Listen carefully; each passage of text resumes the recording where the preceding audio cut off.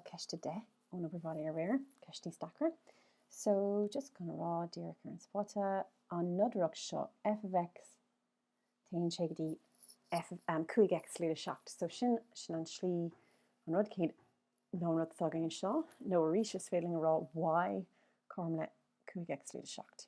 Okay, so déireann sé cadí F a cathair agus mar a bhíle déanamh agin suascadí seo just scríbhimid cathair in áit X agus bhaimid fithe luda seacht, which is 30.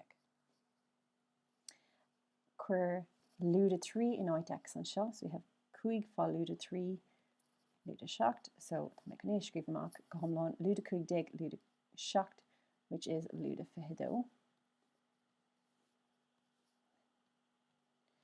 agus an sin F a 3 sin cuaig fá 3 luda seacht, which is cuaig dig luda seacht agus sin a 8. So mar bhí roiite go inné in mo fi seán, cibé rud atá agat le haig luda F of luda 3 seán freigra agus tá tú conné chuirteach an seo.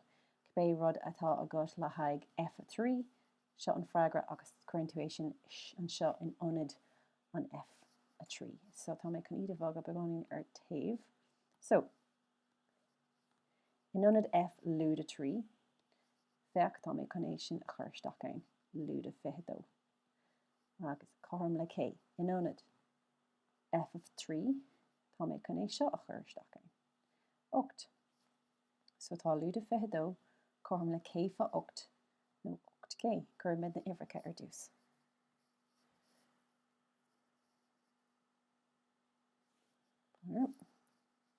Okay, so 8k. So an sin bháling just an k a all in éar mar dearann sé feigan luc ar k. So tá 8 ag alú fá k, so a bhhailart de sin roint ar 8. So cailíonn siad sin amach agus bíon k chom le luda fithe roint ar 8 agus néléon ólas eile gin meadar k néléon ólas eile le déanamh gin luda roint ar móda sin luda fithe roint ar 8 well chuirteach san ormhóna nó déine de ceann dóisteach 8 sin a cathair dóisteach fithe sin 11. So is leir é sin nó is féidir leat é a chuirteach san ormhón agus dheoigh tú luda 2.7